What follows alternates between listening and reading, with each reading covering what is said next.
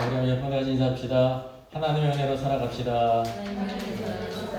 하나님의 은혜로 살아갑시다. 우리가 하나님의 은혜가 아니면 살아갈 수도 없고 소망이 없는 사람인데 하나님의 은혜로 우리가 지금 받았습니다. 자, 오늘의 말씀입니다. 같이 한번 따라서 하실까요? 일터에서 부르심을 받은 시몬 베드로. 일터에서 부르심을 받은 시몬 베드로. 일터에서 부르심을 받은 시몬 베드로. 일터에서 부르심을 받은 시몬 베드로. 자, 오늘의 말씀은 예수님께서 게네사렛 호수, 갈릴리 바다, 또 다른 이름이 디베레아 바다, 그곳에 이제 일터로 찾아오셨어요. 여러분, 이게 관광지가 아닙니다. 일터입니다. 일터는 어떤 것이냐면요, 우리가 합당한 사람으로서 먹고 살기 위해서 일을 해야 되는 거예요. 이 사도 바울은 뭐라고 권면했습니까? 일하지 않거든 먹지도 말아라. 그러니까 합당한 사람으로서는 누구든지 일을 해야 되는 거예요. 그러니까 우리 삶 속에 일이 없다고 하면 그 사람은 이제 인생 면에도 큰 문제가 생기고 또 신앙 면에도 큰 문제가 생기는 거예요. 그래서 오늘도 이 자리가 어떤 자리인지를 우리가 이제 잘 살펴야 되는데, 예수님께서 어떤 자리까지 찾아가시냐면 일터에까지, 직장에까지. 우리 학생들 같은 경우는 어디예요? 학교로 찾아가신 거예요. 알바를 하는데 찾아가시고 이렇게 찾아가셨다는 것을 우리가 기억하셔야 됩니다. 여러분, 주님의 찾으심은 무엇을 가져옵니까? 새로운 축복을 가져와요. 소망을 가져오고 새로운 인생을 가져옵니다. 그러니까 오늘도 우리의 삶 속에 여러 가지 문제들이 있고 힘들고 어려울 때 무엇을 기억해야 되냐면, 내 삶 속에 주님이 찾아오셨나 찾아오지 않으셨나를 우리가 살펴봐야 할 것입니다. 그럼 주님이 없는 삶은 언제든지 문제가 생기겠습니다. 창세기를 보세요. 하나님이 빛이 있으라 하시지 않았습니까? 이거 어떻게 됐어요? 빛이 있었어요. 하나님의 말씀이 없을 때는 어떤 상태였습니까? 공허하고 혼돈하고 흑암 가운데 있었다니까요. 우리 삶 속에 힘들고 어려운 것은 성경에서 무엇으로 보여주고 있냐면요, 공허예요. 공허. 왜 그러지? 내가 돈도 많이 벌었는데 왜 공허하지? 왜 허전하지? 그 삶에 의미가 없지? 뭔가 이 어둠 가운데 있단 말이죠. 그래서 이제 공허와 흑암과 이 허무라는 거는 다 어떤 뜻입니까? 영적인 뜻입니다. 불신자도 그런 걸 느끼잖아요. 내가 이만하면 성공한 인생인데 허전해. 그런 거 못 느끼십니까? 내가 목적하는 바를 이뤘는데 분명히 객관적으로 보면 다른 모든 사람들은 다 내 밑에 있는데 허전한 거예요. 목표가 없는 거예요. 목적이 없이 살아가는 사람이 얼마나 힘든 인생인지 아십니까? 향방이 없어요. 일어나는 것도 뭐 때문에 일어나는지, 자는 것도 뭐 때문에 자는지, 사람을 만나는 것도 뭐 때문에 만나는지를 모를 때가 있단 말입니다. 그래서 오늘도 이 세상에서 이제 두 종류가 있는데요. 오늘 이제 이 삶의 현장, 고기를 잡는 이 어부를 찾아오신 것은 일터란 말이죠. 일터. 일터는 평범한 사람들이 살아가는 것입니다. 그냥 저처럼 여러분처럼 평범한 사람들. 근데 이제 그 평범한 사람들에게 여러분 큰 죄가 있을까요? 없을까요? 큰 죄가 보통 없어요. 상대적으로 어디에 있냐면, 만약에 이제 카메라를 간다든지 살롱을 간다든지 카지노를 간다든지 막 이런 데 가면은 거기는 다 누가 있어요? 거의 대부분 사람들이 볼 때도 이제 큰 죄인들이 있는 겁니다. 예수님 당시로 말하면 대표적인 죄인이 누가 있었습니까? 세리요. 이 세리는 그냥 100% 죄인이에요. 이 세리는 이제 주로 남자들 직업 아닙니까? 여자로서 직업을 가졌는데 뭐가 생각할 것이 없어요. 보통 다른 사람 생각하면 저 사람이 어떤 상태인가라고 할 때 우리가요, 대부분 여러분 좋은 쪽으로 생각해야 돼. 다 모르잖아요. 물어보지도 않고. 그러니까 이제 우리가 생각할 때 적어도 이제 좋은 쪽으로 생각하게 되는 것입니다. 근데 이것이 통하지 않는 사람이 누구냐면 창기예요. 창기. 예수께서 이제 세리와 창기들과 같이 식사를 하시게 될 때 바리새인들이 그냥 분노한 거 아닙니까? 저 양반이 메시아라고 하면 하나님께로부터 보냄을 입었다고 하면 어떻게 죄인들과 함께 앉아서 그 교제를 할 수 있는가? 여러분 식사를 한다는 게 보통 일이 아니에요. 그걸 아셔야 돼요. 이 땅에서도 마찬가지예요. 우리가 교회에서 이렇게 같이 애찬을 나누는 게요. 평범한 것 같지만 이게 보통 일이 아닙니다. 호텔에서 부페 먹는 것과 교회에서 식사하는 건 전혀 다르다는 것을 우리가 알아야 한단 말입니다. 그래서 오늘도 뭐냐면 사람들이 생각할 때 큰 죄가 없는 사람들이에요. 평범한 사람입니다. 그리고 얼마나 열심히 일합니까? 이거 보니까 예수님이 이곳을 찾아가셨을 때 때가 언제였어요? 모르세요? 아직 이 시몬이 내가 밤새도록 수고하여 얻은 것이 없지만 내가 말씀에 의지하여 그물을 내리겠습니다. 근데 언제요? 이른 아침이라니까요. 이른 아침. 이른 아침에 누구들도 있었어요? 고기 잡는 사람들이 있었다니까요. 시몬 같은 경우, 야고보와 요한 같은 경우는 밤새도록 이렇게 했지만 시몬의 경우는 일찍 고기 잡으러 다 일찍 나갑니다. 여러분 동해안, 서해안 가면 이 고깃배들이 다 새벽 일찍 나가요. 일찍이 얼마나 부지런합니까? 저도 이제 일하는 사람들 이렇게 보게 되면 열심히 일하는 사람들 참 좀 대단한 거 아닙니까? 열심히 일하지 않으면 어떻게 살아가야 됩니까? 남에게 빌붙어야 되고 뭐 이제 부담을 줘야 되잖아요. 가족들에게 정상적인 사람으로 살지 못하잖아요. 그러니까 열심히 일한다는 거는 한편으로 사람으로서 좋은 인성이라는 걸 우리가 알아야 되는 것입니다. 근데 이 자리에 주님께서 찾아오셨습니다. 찾아오실 때는 뭐가 있기 때문에 찾아오십니까? 그들이 알지 못하는 삶에 문제가 있기 때문에 찾아오시는 거예요. 객관적으로 생각해 보십시오. 이 세상에서 예수 그리스도가 필요하지 않은 사람이 있을까요? 없을까요? 없잖아요. 그럼 예수님이 필요하지 않은 사람이 없다는 것은 그 사람의 삶 속에 뭐가 있다는 겁니까? 결핍이 있고 문제가 있고 그들이 알지 못하는 모든 일들이 있다는 것을 의미하는 것입니다. 주님이 다 필요하다는 거죠. 그래서 오늘 이 게네사렛 호수 갈릴리 바다에 이제 시몬을 찾아가신 주님, 오늘도 이 땅에서 이와 같이 열심히 살아가는 사람들 일터로 학교로 자기 할 일을 다 하지 않습니까? 사람이 볼 때는 참 필요한 것입니다. 만약에 그렇게 살지 않으면 어떻게 살아가는 거예요? 다른 사람 등쳐먹다는 거죠. 그러고 살아가는 거잖아요. 남한테 해를 주고 살아가는 거잖아요. 그래서 우리가 이런 면이 있다는 것을 우리가 아셔야 합니다. 특별히 오늘도 이 말씀 우리가 참고하게 될 때 이제 갈릴리 바다잖아요. 우리가 흔히 잘 알고 있죠. 남북 길이가 21km예요. 굉장히 길어요. 21km. 그 폭이 11km나 돼요. 수심이 굉장히 깊어요. 약 26m나 돼요. 수심이 평균. 깊은 곳은 더 깊고 얕은 곳은 좀 얕고 그렇단 말이죠. 이게 갈릴리라고 부르는 이유가 이 갈이라는 뜻이요, 이 둥글다 그런 뜻입니다. 그러니까 이 호수가 둥근 형태이기 때문에 갈릴리라고 부르는 것입니다. 그리고 게네사렛 호수라고 부르지 않습니까? 이게 먼저 담수예요. 모양이 수금과 같이 생겼습니다. 수금이 이제 키로르인데 수금과 같이 생겨가지고 이제 게네사렛 호수라고 부르기도 하고 또 디베라 바다거든요. 여기 이제 이 갈릴리 바다 왼쪽에 뭐가 있어요? 티베리우스가 있어요. 이게 이제 성경에 디베르라고 번역된 것이에요. 우리말로 번역된 티베르예요. 이제 로마자로 하면 티베리우스, 황제 이름이죠. 그러니까 이제 황제의 환심을 사기 위해서 여기에다가 도시를 건설한 거예요. 그래서 이제 황제 도시가 있으니까 또 이 호수 이름이 디베레 바다라고 이렇게 불려졌다는 사실이죠. 어쨌든지 여기에 이제 갈릴리는 굉장히 중요한 곳입니다. 예수님께서 모든 사역의 중심이 다 어디로부터 시작하셨습니까? 갈릴리로부터 시작된다는 것을 우리가 알게 된단 말입니다.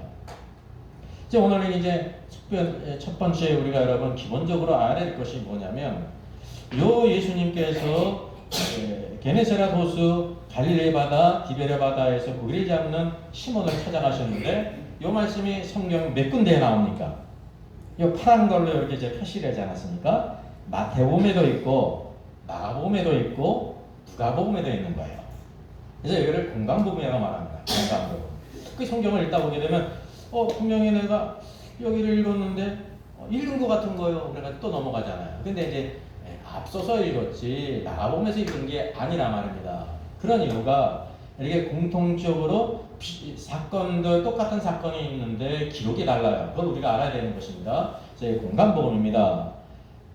그래서 오늘 여기 마태복음에서도 예수님께서 갈릴리 해변을 가시다가 베드로라고 하는 시몬과 형제 안드레가 금을 던지는 걸 보시고 그냥 나를 따라오나 그랬지 않습니까? 간단히 기록했습니다. 마가복음도 마찬가지죠. 근데 누가복음은 어떻게 보게 되면 또 다른 사건처럼 아주 자세하게 말하고 있는데 이게 똑같은 사건이에요. 그래서 누가복음의 관점에서 이와 같이 길게 1절로부터 11절에 이르는 긴 말씀을 주신 이유가 있습니다. 마태복음은 예수 그리스도께서 왕이시라는 것을 강조하고 있는 것입니다. 왕도 누구예요? 사람이거든요. 그래서 공간복음이라는 공간이 생기는 공간이라는 것이 생기는 것이 바로 뭐냐면 마태복음은 왕이신데 왕은 분명히 사람이어야 됩니다. 마가복음은 종이신 그리스도거든요. 종도 누구예요? 소나 개가 아니라 사람이란 말입니다. 사람이라는 공통점이 있어요. 누가복음도 뭐냐면 누가복음은 참 사람이시다 해서 마리아를 통해서 잉태되고 이렇게 태어나셨다. 정상적인 사람이에요. 참 사람. 그게 이제 사람이라고 하는 공통점이 있기 때문에 이 사건이 세 복음서에 이렇게 기록됐는데 누가복음에는 아주 자세히 기록되어 있다는 것을 우리가 알게 되는 것입니다. 그리고 특별히 그럼 요한복음에서는 이제 이 기록이 없어요. 없는데 오늘 말씀과 관련해서 중요한 걸 하나를 알아야 됩니다. 요한복음 1장 40절로 42절을 보게 되면 이제 시몬이 어떻게 예수님을 찾아간다는 것이 기록되어 있습니다. 요한의 말을 듣고 예수를 따르는 두 사람 중에 요한은 세례 요한을 가리키는 거예요. 그래서 예수를 따르는 두 사람 중에 하나는 시몬 베드로의 형제 안드레라. 안드레가 원래 이제 세례 요한의 제자였는데 그를 따랐는데 세례 요한이 내가 아니라 예수 그리스도를 증거하잖아요. 그러니까 그의 말을 따라서 이제 예수님을 따랐다는 것입니다. 그런 후에 안드레가 먼저 자기 형제 시몬을 찾아갔어요. 그러면 세례 요한을 통해서 예수께서 메시아이시다, 하나님의 아들이시다, 천자를 통해서 예언한 그분이시다 라는 걸 듣게 될 때 얼마나 큰 감동을 받았겠습니까? 즉시 예수님을 따랐다니까요. 그러면 그 예수님을 만난 이후에 시몬의 경우가 여러분이라고 하면 어떻게 하겠습니까? 잘 모르시네요. 자기 형제를 찾아갔어요. 그게 시몬이에요. 이 기쁜 소식 누구에게 전하고 싶어요? 자기 형제에게. 그래서 자기 형제 시몬을 찾아갔습니다. 그게 형이죠. 예? 우리가 메시아를 만났다. 형! 브라더! 내가 메시아를 만났어. 그래서 그를 데리고 예수께로 갔어요. 주님께 갔는데 뭐가 있어야 되는지 아십니까? 오늘 말씀 보니까 그래? 어디 가자! 그래가지고 베드로가 시몬이 앞장섰어요? 아닙니다. 누가 데려갔어요? 안드레가 데려갔어요. 안드레가 어떤 위치에 있는 거예요? 인도자예요. 이끄는 사람이 있어요. 뭐든지 이끌어주는 사람이 있어요. 이끄는 사람. 시몬은 형이지만 따라갔다니까요. 따라간 것도 잘한 겁니다. 예? 따라가야 될 때 따라가야 되는 거예요. 이 안드레는 그 기쁜 소식을 듣고 가만히 있을 수가 없어가지고 자기 형제를 찾아가 예수님께로 데려갔단 말입니다. 예수님께서 쫙 시몬을 보시고 말씀하시죠. 내가 요한의 아들 시몬이니 장차 개바라리라. 예수님께서 안드레가 데려온 이 낯선 남자가 요한의 아들이고 이름이 시몬이라는 걸 어찌 아셨습니까? 전날 밤에 안드레가 살짝 알려줬어요. 그래 사람들한테 막 어필을 하니까 제가 이제 이런 상상을 하는 이유는 바로 뭐냐면 이 말씀의 의미를 잘 알아야 된다는 것입니다. 어떻게 하셨습니까? 네? 궁예처럼 독실질을 했어요. 이게 바로 뭐냐면 예수님께서 바로 하나님이시라는 증거예요. 자, 요기록이 어디나 있어요? 마태에도 없고 마가복음에도 없고 누가복음에도 없다. 요한복음에만 있는 것입니다. 왜? 요한복음은 예수님께서 어떤 분이라는 것입니까? 요한복음 1장 1절 태초에 말씀이 계시니라. 태초에 말씀이 계셨구나. 그 말씀이 하나님과 함께 계셨다는 거예요. 말씀이 하나님과 함께 있구나. 근데 그 말씀이 곧 하나님이시라. 예수 그리스도께서 하나님이심을 증거하는 거예요. 그분의 신성을 요한복음에서 나타난다니까요. 이제 시몬을 만나서 이와 같이 그가 요한의 아들이고 이름이 시몬인 것을 아신 분, 그가 하나님이시기 때문에 다른 복음서에는 이렇게 기록할 수 없습니다. 그래서 마태, 마가, 누가, 요한은 그 사람들은 이 성경을 기록한 기자예요. 기자. 기자 아시죠? 기자는 막 이렇게 창작하는 사람의 있는 그대로를 찍고 보도하는 사람이라니까요. 오늘날 여러분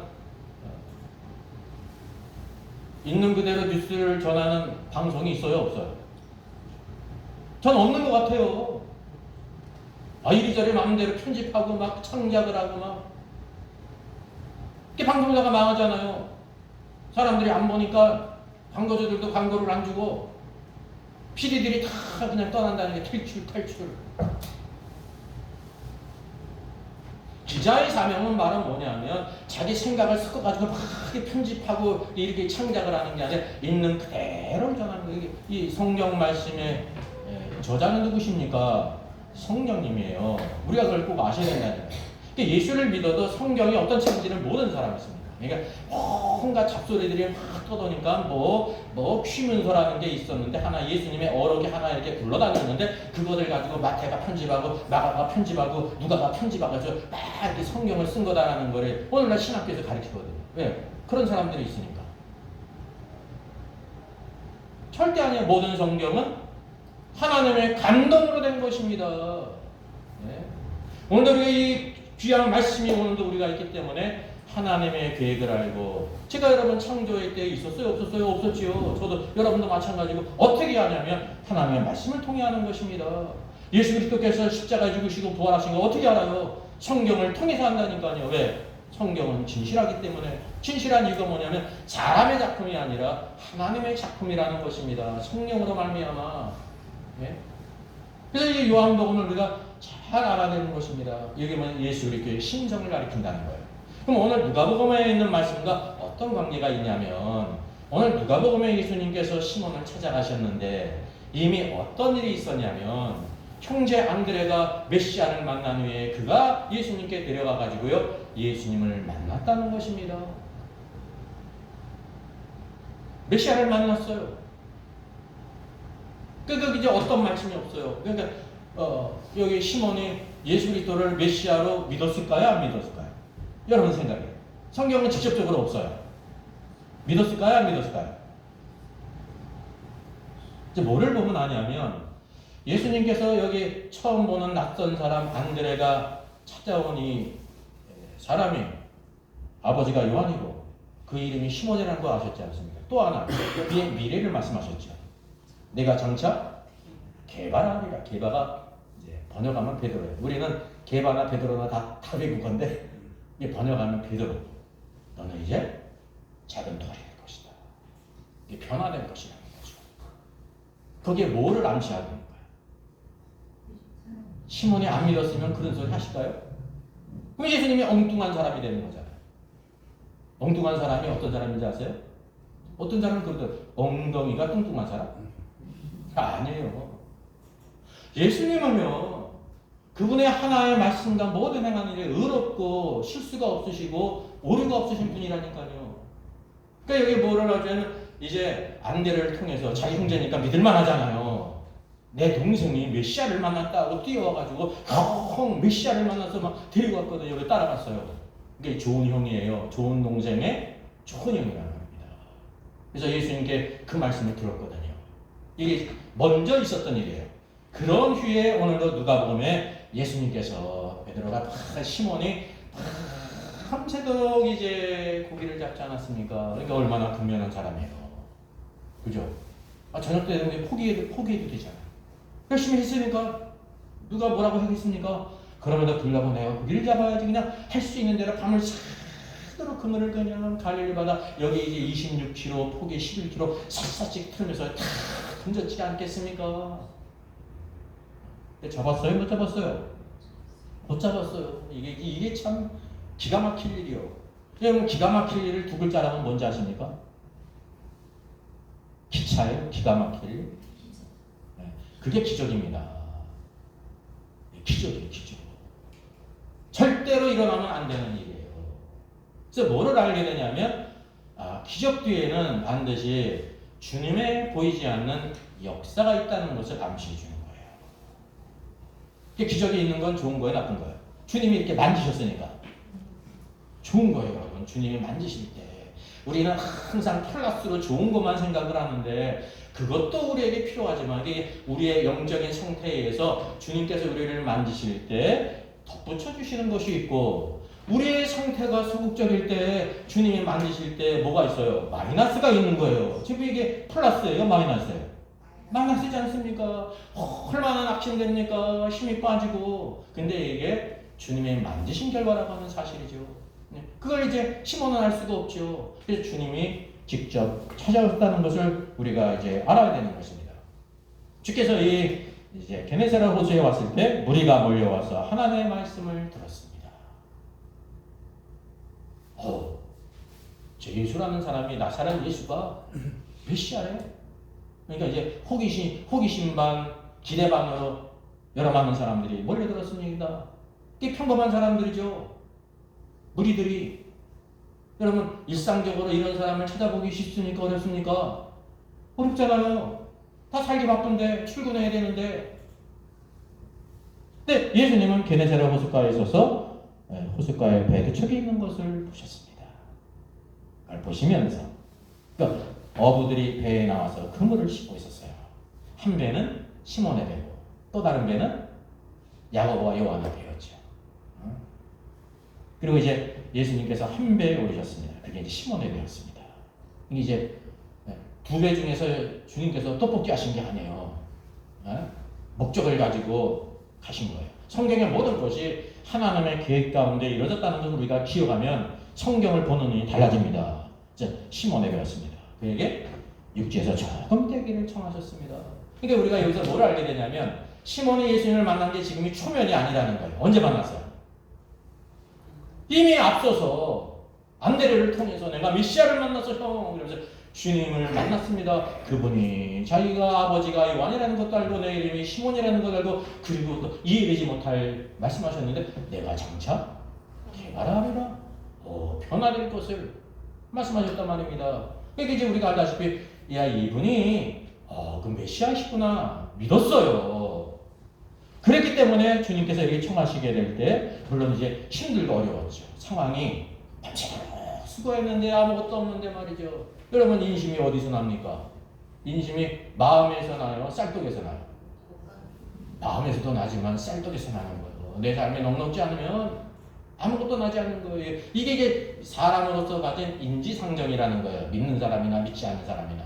근데 우리는 믿음을 가지고 있기 때문에 그런 것을 이렇게 극복하는 사람이에요. 그게 믿음으로 사는 거란 말이죠.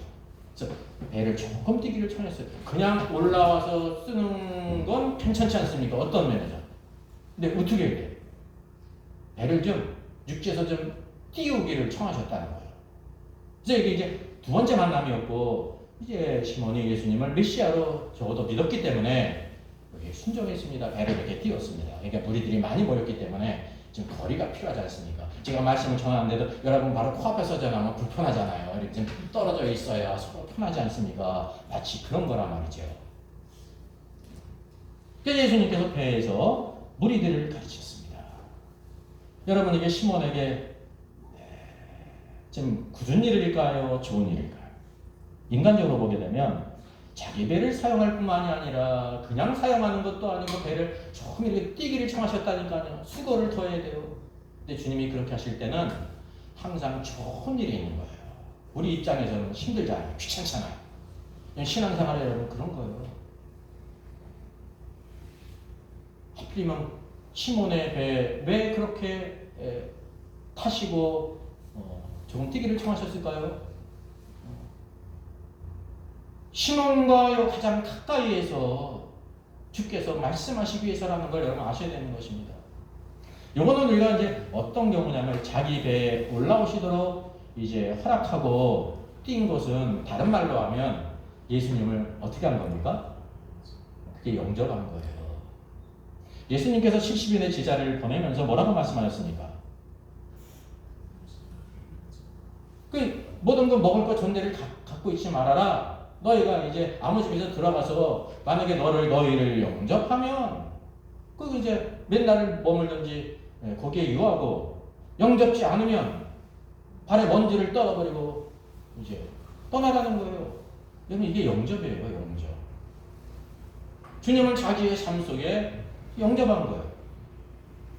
이미 요한복음 말씀에서 있는 것처럼 시몬이 예수님을 메시아로 믿었습니까? 안 믿었습니까? 믿었어요. 믿음에 우리가 뭐가 필요하냐면 직접 오늘도 우리의 배 안에, 우리의 집 안에 그렇게 영접을 해야 된다는 것입니다. 그러면서 하나님의 말씀을 들었습니다. 여러분 누가 가장 관심 있게 말씀을 들었을까요? 자기 배를 이렇게 내어드린 사람이 가장 말씀을 잘 들을까요? 그냥 아무 관계없이 와가지고 듣는 사람이 잘 들을까요? 여러분 이게 인지상정이에요. 아무것도 걸치지 않은 사람은 그냥 언제든지 아무 관계가 없이 떠날 수 있습니다. 그 말씀도 그냥 지나가는 말씀이 될 수 있다는 거예요. 꼭 나쁘다는 의미가 아니라 가장 중요한 것은 무엇인가 주님께 드리고 내어드린 사람은요, 그 생각이 다르다는 거죠. 여기 모인 모든 사람들이요, 주인들이 없어요. 사람이 볼 때 다 열심히 살아가는 사람이에요. 근면하게 사는 사람이에요.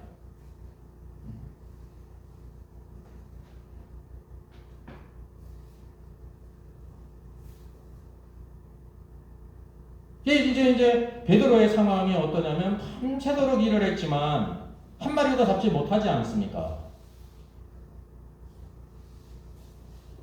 사람에게 있어서 가장 실망스러운 것이 우리의 삶 속에 이런 일을 만나게 돼요. 직장에서 앞이 극투명하고 일은 어려워. 그리고 이제 경기는 나빠져가지고요, 회사 자체가 휘청휘청되고 막 그럴 때, 지금 이란 전쟁으로 인해 호르무즈 해협이 봉쇄가 됐지 않습니까? 우리나라 모든 석유가 호르무즈 해협을 통해 70%가 들어오는데 큰 문제가 생기잖아요. 유가가 올라가지고 이제 휘발유 값이 1,900원, 2,000원, 2,000원 올라간다고 하면 이 경제가 어떻게 되겠어요? 우리의 삶과 관계가 있어요, 없어요? 다 있는 거지 않습니까? 모든 물가가 다 오르는 거예요.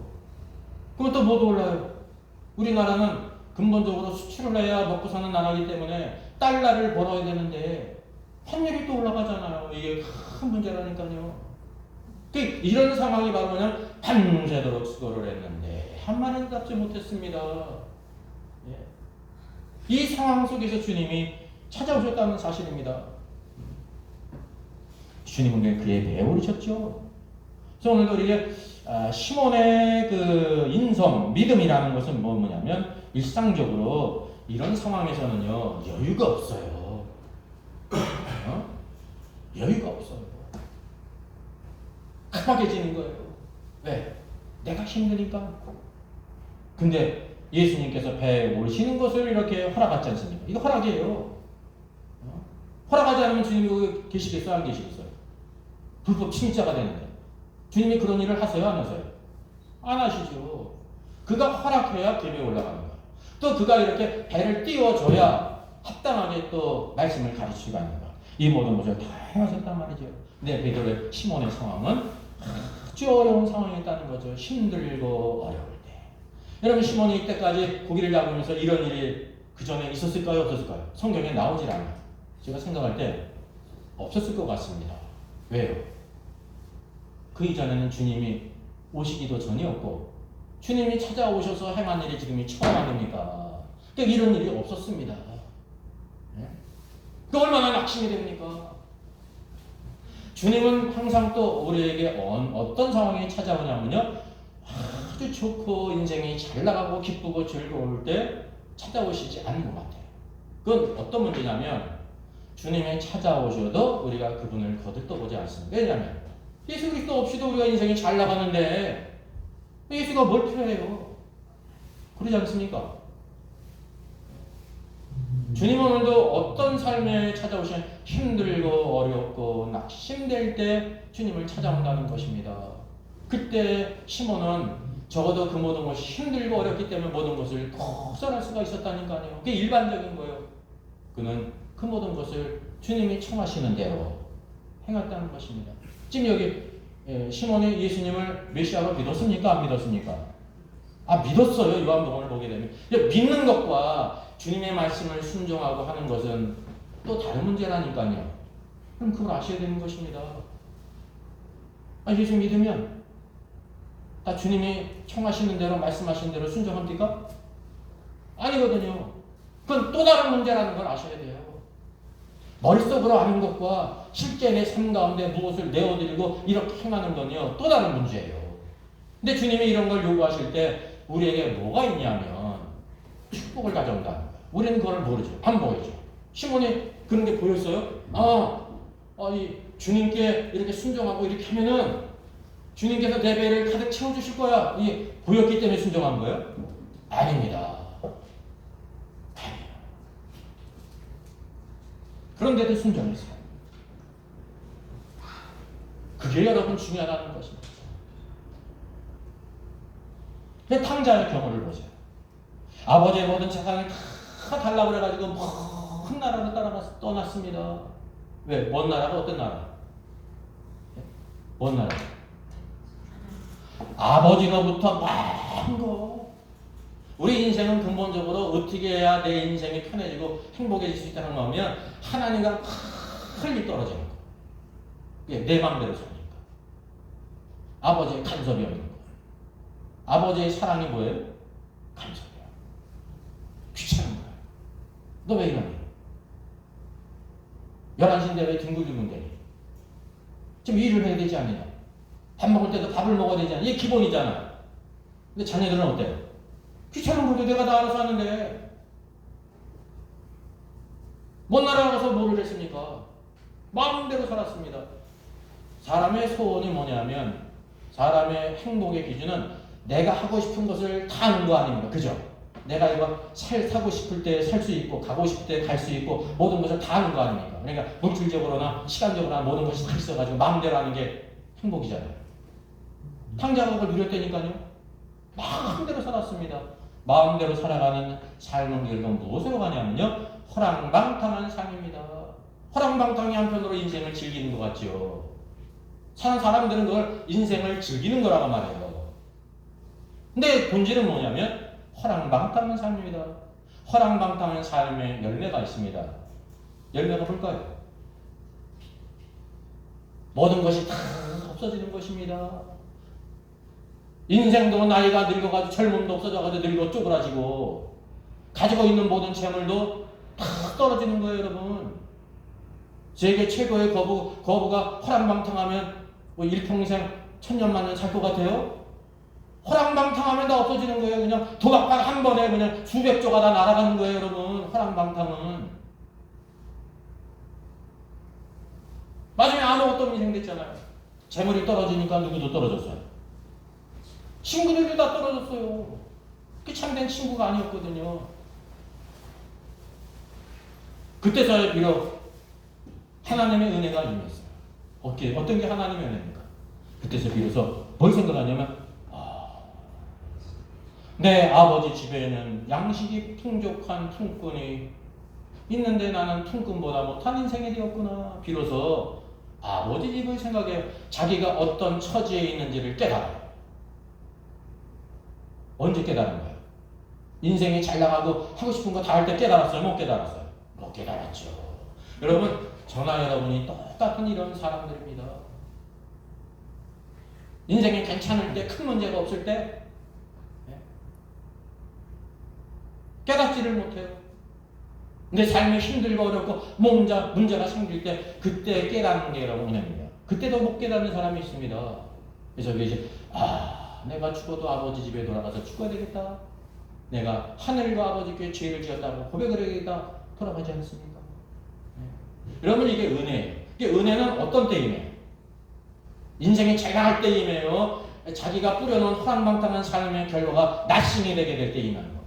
낫싱일 때. 이게 지금 시몬의 삶도 그렇다는 것입니다.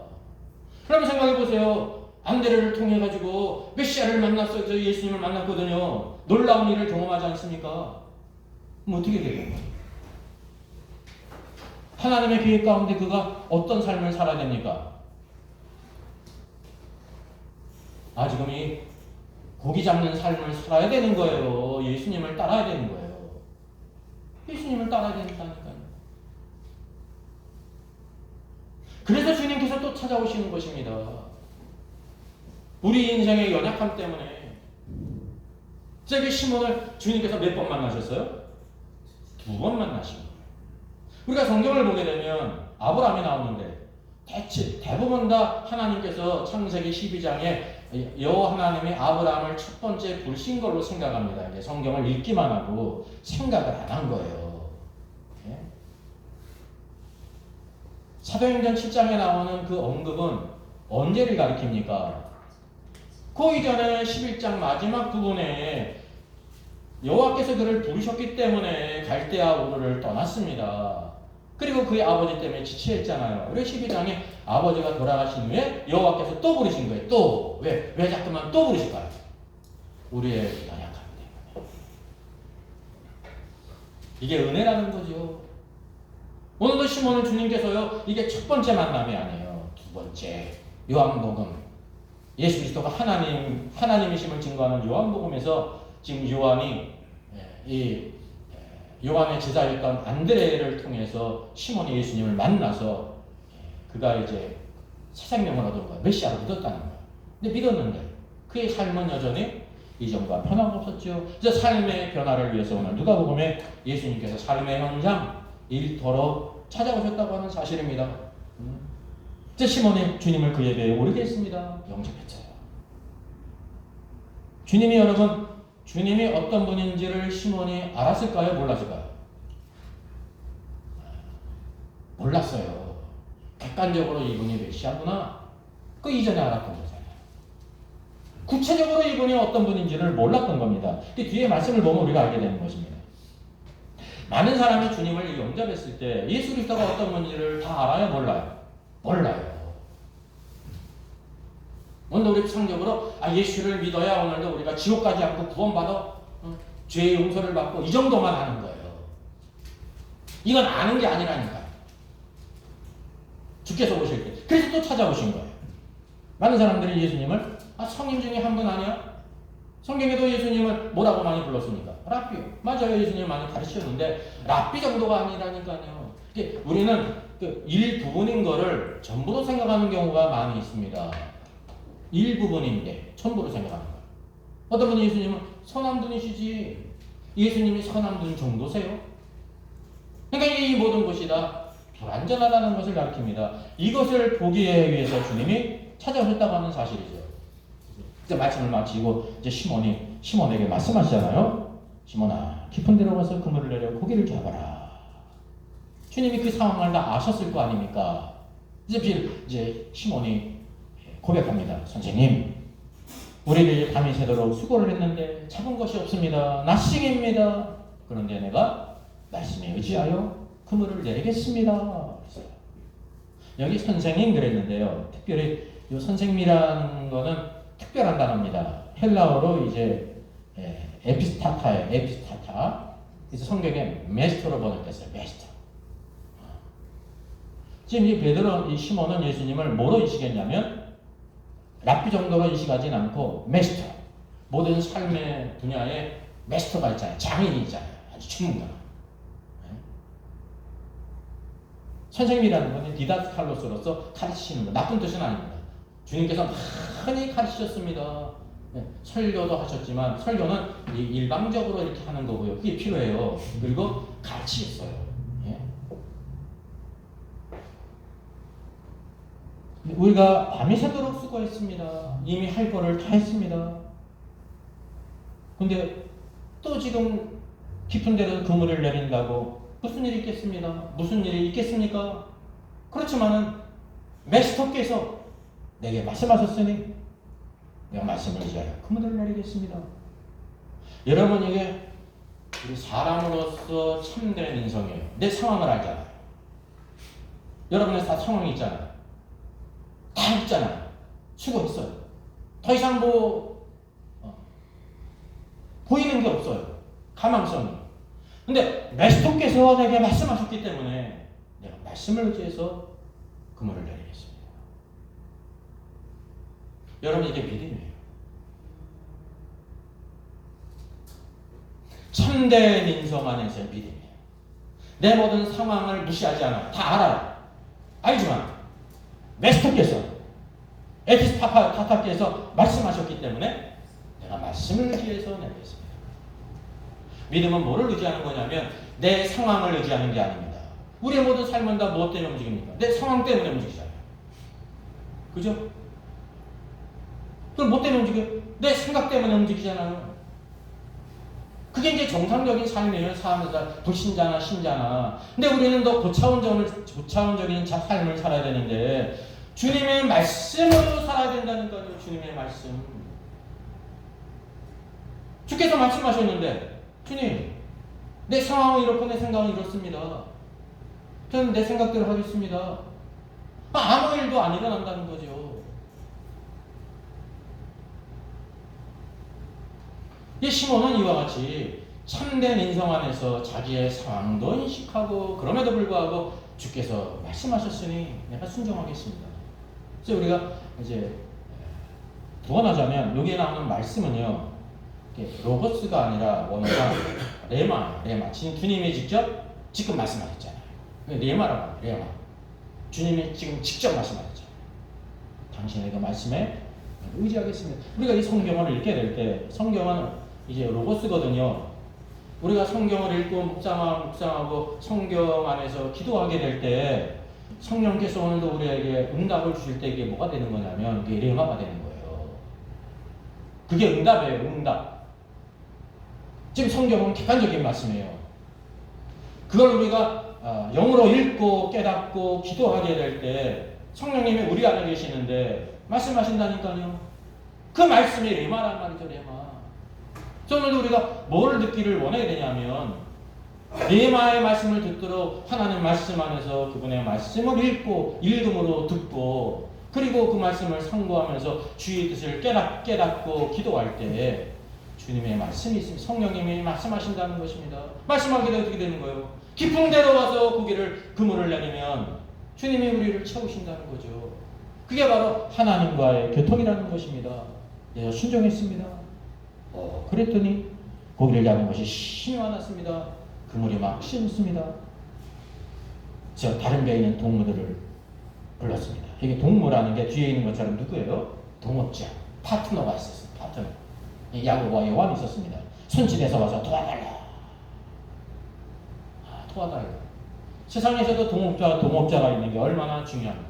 그죠? 친구가 있는 게 얼마나 중요합니까? 그들이 와서 도왔어요. 야곱과 요한이 도왔어요. 그들이 도왔는데 결국은 어떻게 됐어요? 시몬의 배뿐만 아니라 자신의 배도 같이 채웠어요. 이걸 같이 체험합니다. 오늘도 우리가 무엇이 있어야 그 주님을 알 수 있냐면 이전에는 시몬이 간대를 통해서 예수님이 그 메시아시구나 그걸 알고 믿었습니다. 오늘은 더욱더 뭐를 깨달았습니까? 그가 알지 못하던 놀라운 것. 여기 이제 이게 바로 계시입니다. 계시.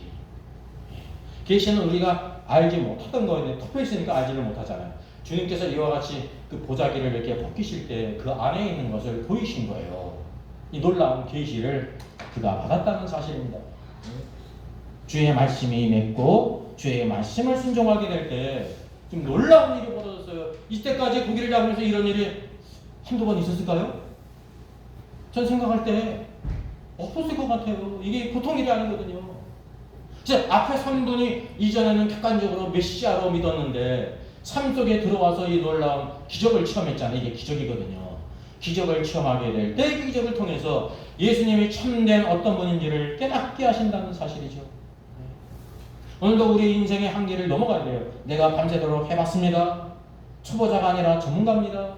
혼자가 아니라 같이 수고했습니다. 모든 게 완벽하잖아요. 그런데도 불구하고 주께서 말씀하셨으니 내가 주의 말씀대로 순종하겠습니다. 이게 뭐로 인정하는 거냐면 메스터로 인정하는 것입니다. 여러분의 삶 속의 모든 일에 직장이 다 다르잖아요. 하는 일이 다르고 가는 길이 다르잖아요. 우리의 삶 속에 오늘도 어떤 장인 전문가가 내 삶에 붙어 있다고 하면 어떻게 되겠습니까? 얼마나 큰 도움이 되겠습니까? 주님이 바로 그런 분이시라는 거예요. 십자가 밑에서 믿기만 하고 주님과 상관없이 살아가는 인생이 아니라 예수 그리스도는 우리의 삶에 주인이 되기를 원하신다고 하는 사실입니다. 오늘 이 말씀을 보게 되면 주님이 어떤 사람들을 부르셨냐면 세리도 부르셨지만 그냥 평범하고 신실하고 성실하게 일해가는 사람들, 그런 삶을 부르셨습니다. 주님께서 보실 때 어떤 사람인지 아십니까? 어떤 사람일까요? 일에 매여 있는 사람이에요. 우리가 이 땅에서 합당한 사람으로 신실하고 열심히 일을 해야 되는 거예요. 근데 문제가 바로 뭐냐면 그 일에 매여 있기 때문에 주님과 관계없는 삶을 살아간다는 거죠. 제가 그래서 이걸 뭐라고 얘기했습니까? 사람이 볼 때 이게 큰 죄가 아니에요. 근데 주님이 보실 때는 어떤 거예요? 큰 문제가 있다는 거죠. 오늘도 예수 그리스도께 가까이 오려갈 때 많은 사람들의 경우 이 죄인들을 빼고 특별한 죄인들이 있잖아요. 평범한 사람들, 열심히 성실하게 일하는 사람들, 근면한 사람들, 저와 여러분 같이 보통 사람들, 뭐 때문에 주님께 못 나가요?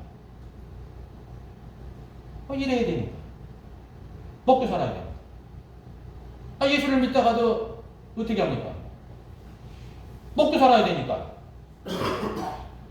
그냥 가릴 일 봐라도 돌아가는 거예요. 먹고 살아야 되니까. 목구멍이 포도청이니까. 그 인생은 어떤 인생이냐면 내가 힘쓰고 애써서만 살아가는 인생이에요. 내 힘으로만 살아가는 인생. 우리가 볼 때 그거는 큰 죄가 아니지만 작은 죄입니다. 근데 주님은 여전히 그것이 큰 죄로 여기시는 겁니다. 왜? 예수 그리스도는 모든 것이 되시는 분이신데 그분을 오늘도 우리의 삶 속에 배제해놓고 그냥 나중에 죽을 때만 주님을 필요로 하는 사람으로 만든다는 것이 주님께서 보실 때는 이게 큰 죄라는 것입니다.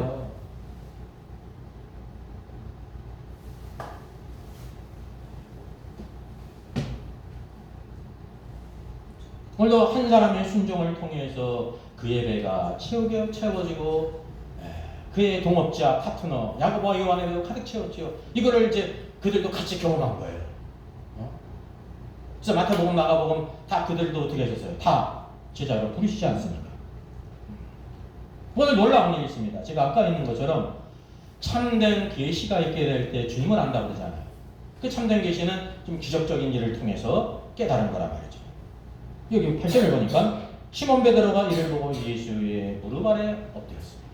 뭐를 보고? 주의 말씀에 순종하니까. 일평생 어부를 했는데 이런 일이 없었거든요. 밤사이 그렇게 열심히 수고했는데 한 마리도 잡지 못했는데 주의 말씀에 순종하니까, 말씀에 의지하니까 깊은 곳에 그물을 내렸더니 키 잡았는데 2배에 가득히 채우지 않습니까? 갑자기 예수님의 무릎 아래 엎드렸어요. 아마 일평생 처음 무릎을 꿇은 것이 아닌가 생각이 되어져요. 여기 나오죠. 이르되 주여 나를 떠나소서. 나를 떠나소서 나는 죄인이로소이다. 그가 뭐를 깨달았냐면 내가 영락없는 죄인이구나라는 걸 깨달았어요. 그러면 요한복음 1장에 안드레를 통해서 예수님을 만날 때 자기가 죄인인 걸 몰랐을까요? 그럴 수도 있지만 그는 객관적으로 자기가 죄인인 걸 알았을 거예요. 왜? 메시아가 필요하다는 것은 자기가 뭐를 깨달아야 되는 거예요. 내가 죄인이다. 죄 가운데 죽을, 그래서 내 죄를 위해 대신 죽을 하나님의 어린 양이 필요하다는 걸 아는 거 아닙니까? 이게 객관적인 신앙이에요. 객관적으로 알았어요. 오늘의 것은 바로 뭐예요? 직접 체험을 해서 주관적으로 알았다는 거예요. 주관적으로. 뭘 통해서? 주님의 기적을 통해서. 이 기적이 바로 계시라는 겁니다. 오늘도 우리의 모든 삶 속에 무엇이 필요하냐면 여러분 기적이 필요한 거예요. 주님을 만남으로 인해서 주의 말씀을 듣고 순종하게 될 때 주님이 행하시는 놀라운 일들, 우리 마음의 변화가 있고 캄캄한 인생 가운데도 이 소망을 갖는 사람이 있어요. 계시가 임할 때. 예? 우리 삶의 십자가 꽁꽁 문이 닫혀가지고 갈 바를 알지 못하게 되는데 길이 열렸어. 그 주님이 뭐냐면 주님의 행하신 것입니다. 그게 오늘도 우리에게 필요하다는 거죠. 그때 뭐를 깨달아요? 주님 앞에 무릎을 꿇어요. 오늘도 예수 그리스도를 믿는데 어떤 사람이 많이 있냐면 일평생 예수님 앞에 무릎을 꿇어본 적이 없어요. 그냥 믿는 거예요. 무릎을 꿇은 것도 없으니까 뭐도 없어요.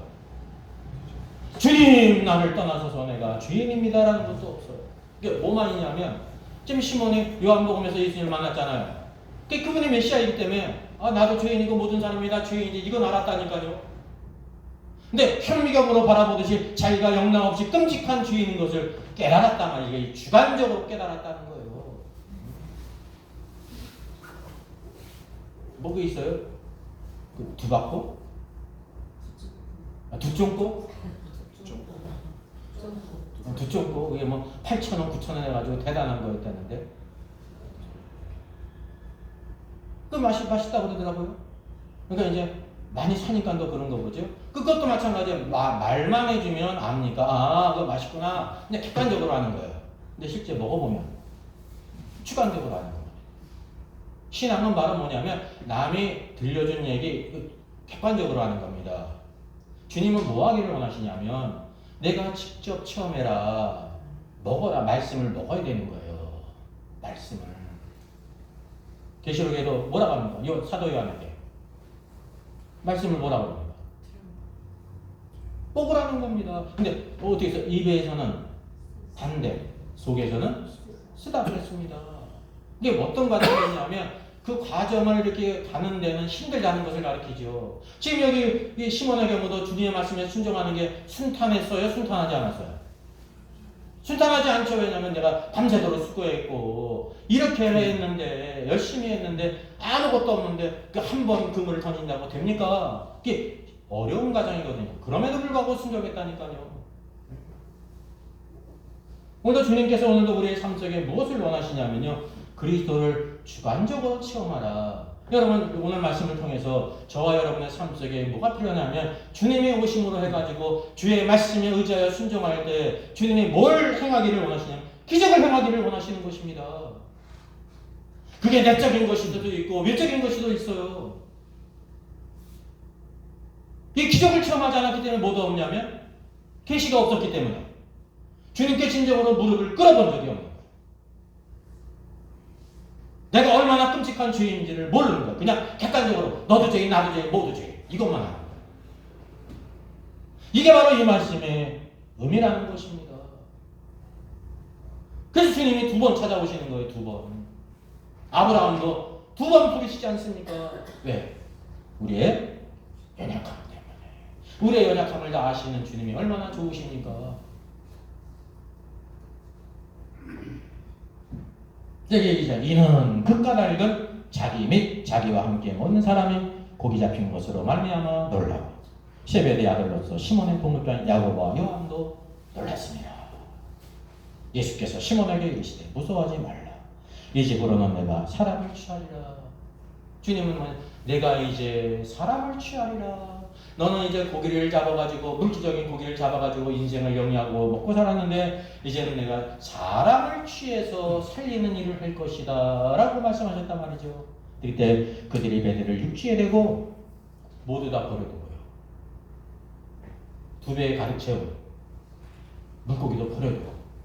근데 성경을 읽다 보면 이런 생각도 할 필요가 있는 거예요. 아유, 그 아까운 물고기 그거는 어떻게 처분을 하고 그거 가지고 따르면 좋지. 네. 이런 생각도 해보셔야 된다니까. 근데 시몬은 어떻게 했어요?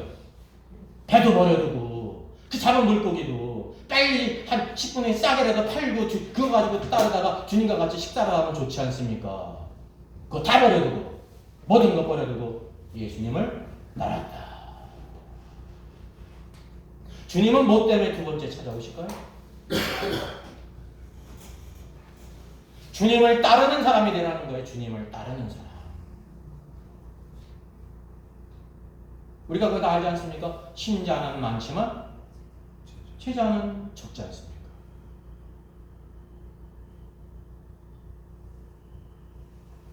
(70년대) (80년대)부터 대학을 비롯해가지고 시민단체에서 주사파 교육을 해가지고 나 어떻게 했어요? 주사파 제자들을 만들어냈잖아요. 지금 정치권에 있는 모든 사람들이 다 그런 사람이잖아요. 사회주의, 공산주의는 제자들을 만들어내는 게 아니라 공산당원을 만들어내는데, 살아계신 하나님의 아들 예수 그리스도가 있는데 제자를 못 만들어내요. 주님은 누가 필요하냐면 제자가 필요한 거예요. 그를 통해서 주님께서 하실 일이 있다는 거죠. 주님이 승천하시면서 뭘 말씀하셨습니까? 모든 족속을, 민족을 제자 삼으라.